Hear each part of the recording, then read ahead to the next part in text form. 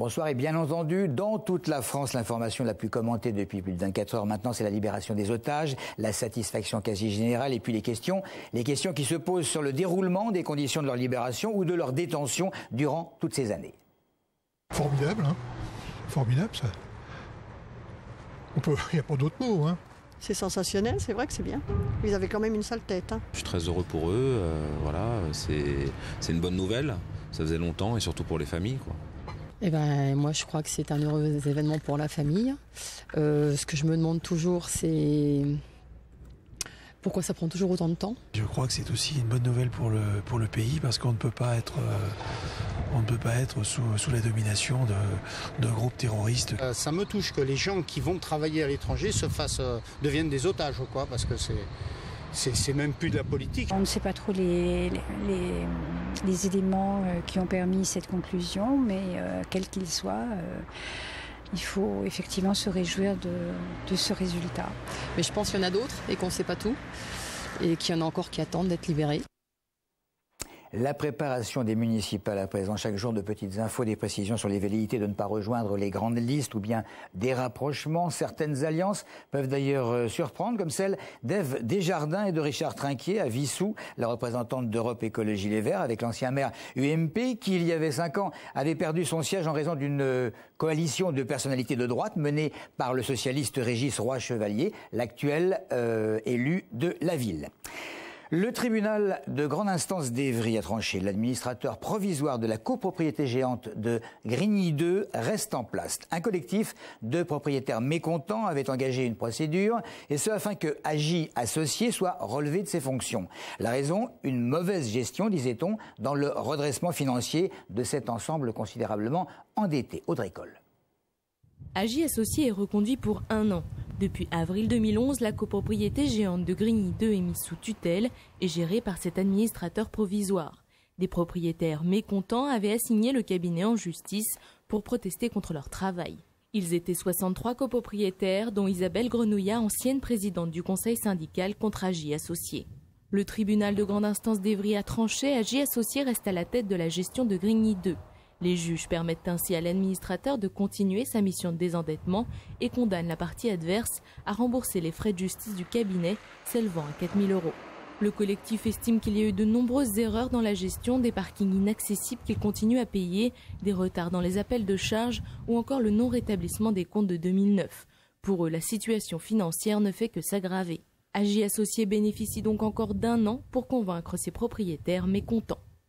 Il y a quelques mois, nous avions effectué un reportage sur la création à Morangis d'une pépinière d'entreprise, la Morangeraie, qui organisait ce mercredi une journée porte ouverte. Lucie Mizy. Début septembre, Caroline Jacquet a installé son entreprise à la Morangeraie.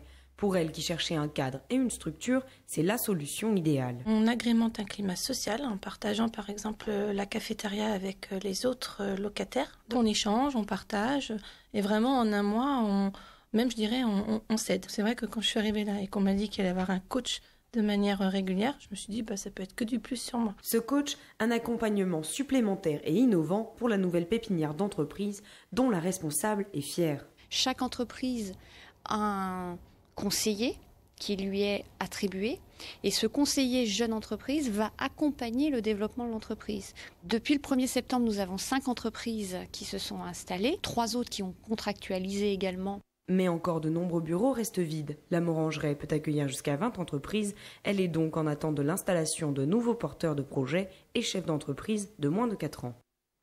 C'est jusqu'au 9 novembre que se déroule la fameuse enquête publique sur la construction à Orly dans le cadre du développement de l'aéroport d'un bâtiment de quelques 80 000 m², un hall de jonction entre les terminaux ouest et sud, une nécessité selon ses initiateurs puisque l'ouvrage devrait permettre d'accueillir dans 4 ans 40 millions de passagers annuels contre 27 actuellement. En Essonne, les communes de Paris-Vieille-Poste, de Vissou et d'Athis-Mons sont particulièrement concernées. Les opposants au projet souhaiteraient que l'enquête publique puisse mettre à contribution les riverains également d'une trentaine de villes, en grande majorité d'ailleurs dans le Val-de-Marne.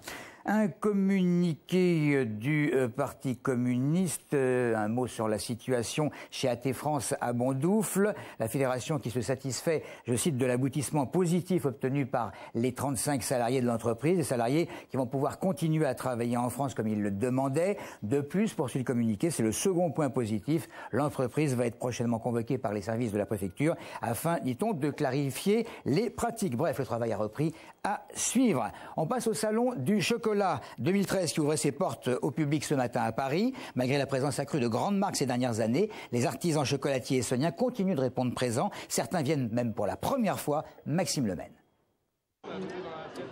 Au salon du chocolat, il y a les anciens comme la Montgeronnaise Marie des Créations et sa cuillère plume, ou encore le traiteur Elianthem des Ulysses qui a triplé la taille de son stand cette année.